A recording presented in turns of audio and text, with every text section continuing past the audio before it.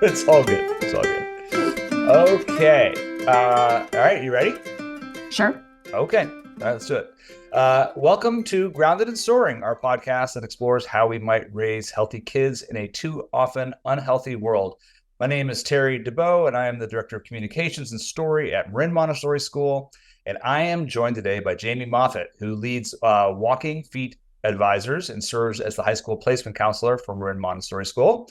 And she's got 20 years of admission and placement experience, including at schools like Marin Country Day School and Marin Academy. She's advised thousands of students and parents in the Bay Area for their in-school choices. And so we're really excited to have Jamie here. So welcome, Jamie. Oh, thank you, Terry. That's so nice. People should know who you are.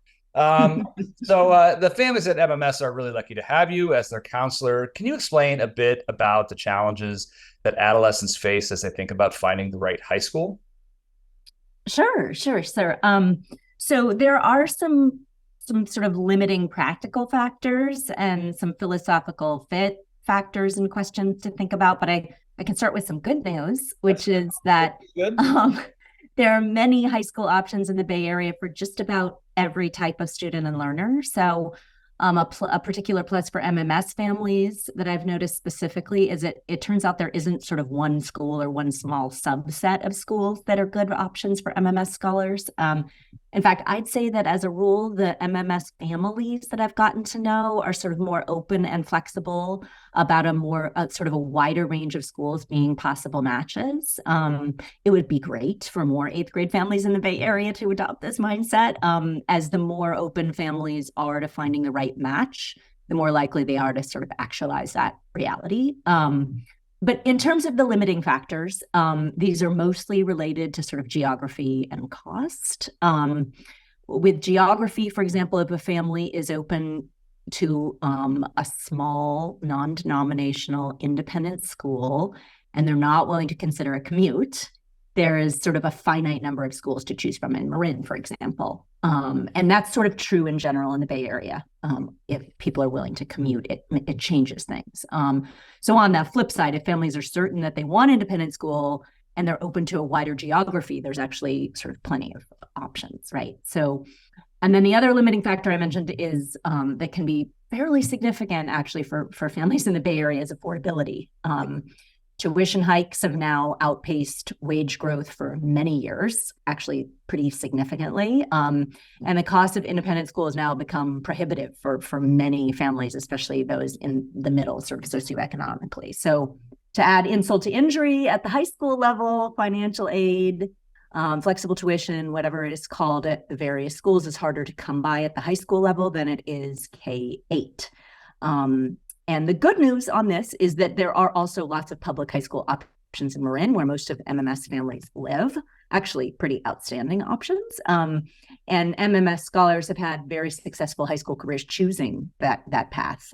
We actually chose this route for our daughter, private K-8, public 9-12, because we intentionally wanted her to learn to live in communities and institutions which behave differently. So our family believes this creates more adaptable people long term. Yeah, so it's really interesting. I mean, I've been on both sides, having worked in high schools, and but the idea that the investment in the pre-K through 8 at an independent school at a somewhat lower cost than a public school afterwards, maybe an affordable option. Yeah, those are complicated, very personal choices that families make. Very much so. So you spent a lot of time with students this age. What do you notice about students coming from Montessori schools as they enter the application process?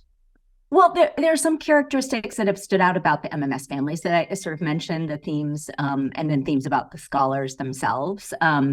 Overall, I've seen that at the outset and even after delving into the high school search, families, as I mentioned, are fairly open to a wide range of programs at MMS. I've actually learned about many programs that I didn't know about, charter schools and public options that were smaller through working with the MMS families over the last 2 years. This is great because there are actually so many schools out there where MMS graduates can thrive. And from my experience, flexible thinking that MMS families start with is actually pretty remarkable and advantageous. And then in terms of what has stood out about the scholars themselves, they're also very flexible thinkers like their families, and they seem to know themselves very well. They know what they love, what they're working on, what works for them in a classroom. The vast majority cite hands-on, project-based learning as a pedagogy that sort of inspires them and one that they'd like to continue with in high school. And in general, and this has been pretty remarkable to watch as well in terms of getting to know the kids for the last couple of years. There's a lot of creative thinkers, really a lot. I mean, for almost to a person, passionate readers and artists, love of the outdoors, respect for the environment. And there's also a love of learning that transcends what one might expect from a really small independent school even. Scholars at MMS really have been encouraged to sort of dive deep into passions, which creates this electricity and engagement and for learning. And guess what? This is impressive to high schools. So they do stand out in that way. Yeah, I mean, it sounds very similar to what I when I was working at the college side, college admissions officers were looking for this kind of thinker. What about though there's always a concern because we're not a graded school with transcripts that look the same and all that. What about academic preparation? Have you had any sense of that and whether students are successful moving on? Absolutely not. I mean, that has just not been an issue. I think that because the transcripts from MMS are so detailed, and there's so much information about the specifics of the projects that kids are working on. The schools tend to really get a flavor for the kids, and a lot of schools are trying to move toward more assessment. I mean, less assessment based and more kind of narrative based. So even some of the public schools in Marin have checklists that are more like 1 to 5 instead of grades. So they're not alone. They used to be, when I was working at Marin Academy 20 years ago, it was one of the only schools, but it's not anymore. Yeah, it's really interesting. So let's look at it from the other side of the equation. What's your sense of the kinds of students that high schools are looking for, to join their communities? Well, first and foremost, that electricity or that excitement for learning, that passion for something really does help students at any school, whether it's MMS or another school that they're applying to, stand out. So fairly consistently, MMS students demonstrate that spark or love for learning and have to boot, they also have great problem solving skills and growth mindsets, which is definitely what high schools are looking for. So they really pop when it comes to this process. And when admission folks are reading files, there are so many applications that sort of read similarly. And the MMS scholars who've been able to work on these, I'm calling them passion projects. I think they call them something else at MMS, but these really deep interest projects where they delve into something personal that they want to learn more about. And show proficiency in something that they care deeply about. This is unique. And then another sort of like kind of mechanical piece is that there aren't 20 to 30 kids applying to any one school from MMS. So this is an advantage sort of simply statistics wise. In other words, there's sort of less internal competition because the high schools don't want to fill a class, of course, with students from only one particular feeder school. And being in a small school, that's one thing that is helpful there. And then finally, that lack of stress and competition that exists at MMS is really pretty beautiful. So, I know Sam talked about this in his first podcast. So when kids go through the process, they aren't sort of over-rehearsed, overwhelmed, stressed. And this is refreshing to high schools and admission officers who see a lot of like very kind of wooden interviews with kids because of that sort of over-rehearsal.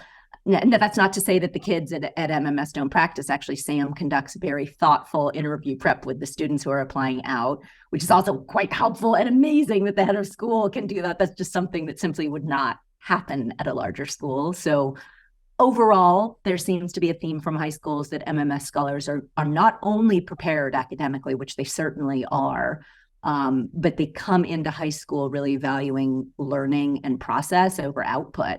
And to boot, they're creative thinkers and have this mindset that helps them thrive in high school, where in general, the expectations become more complex. Yeah.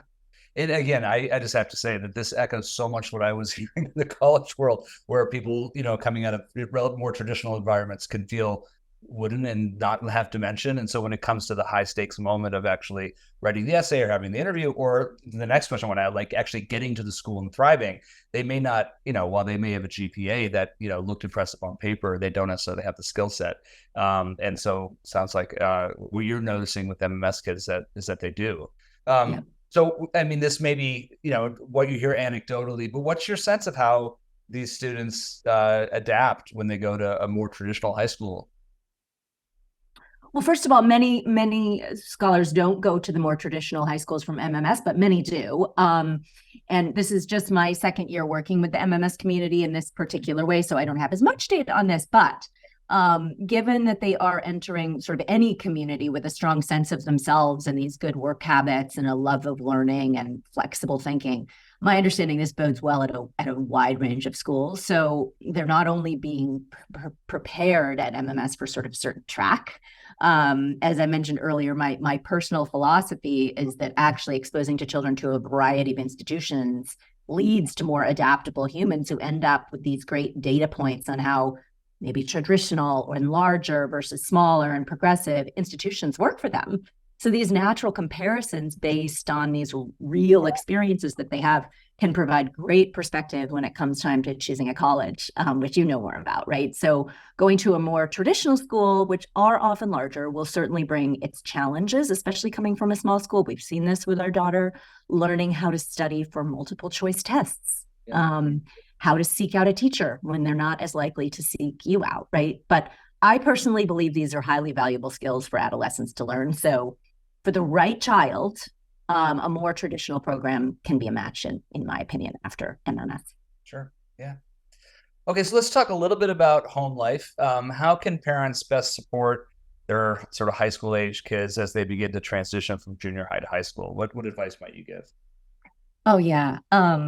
This is a time that's hard for parents to sort of become more the consultants, right? So no matter where kids attend, continuing for them to work on self-advocacy, time management, overall self-management skills is key for that transition to high school. So this is true when it comes to scholars learning to budget their own time for schoolwork, coordinate their own scheduling outside of school. This is including activities with plans with family, friends. So, let them practice doing as much of this on their own as you and they can kind of handle. Is it safe, for example, to let them learn to go places on their own as 8th and 9th year scholars? For example, can they navigate walking to your downtown area with a friend, taking a bus without an adult? Can they get a very part-time like babysitting or dog sitting job, be part of a counselor in training program?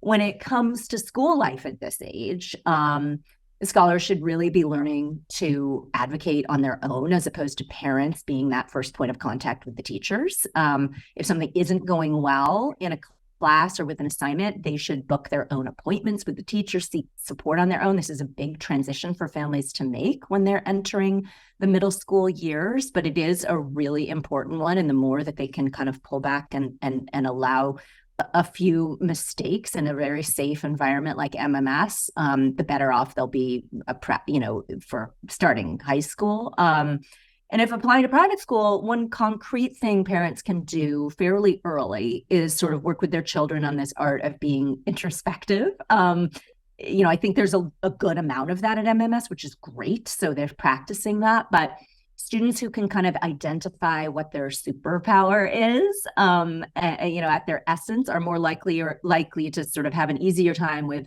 A, finding a school that is really the right match, but B, with the essays and the interviews and presenting themselves as a unique candidate. So parents probably already have an idea of what their child's superpower is. So helping them sort of discover this and own this.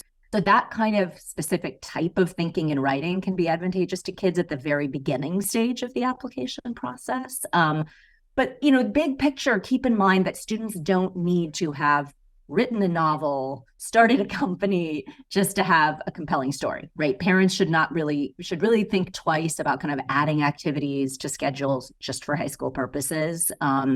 We don't want to add to that sort of culture of stress. They're already in a wonderful school that's not doing that, right? These are 12 and 13-year-olds. So humanizing stories, unique passions, compelling traits, or challenges even can be just as impressive and memorable. That's what you want, is that sort of memorable application as an internship or an athletic accomplishment, which I think a lot of parents think they need to have. Yeah. That's definitely, again, lots of parallels between the college process and this high school process. So maybe just as we close here, just a quick piece of concrete advice for parents for themselves. First, just to close, focus on that big picture and what you want as a family. And after you've done that, know that there isn't one straightforward path in every situation for every child. Keep your own counsel, not comparing notes too much with others who have different family circumstances and different children. It's just not going to be helpful. And keep an open mind when it comes to schools. Yeah. There are so many out there. There's so many out there. And then again, in 4 years, it happens again, and there's so many out there. Yes. So, all right. Well, I just want to thank Jamie for joining the podcast.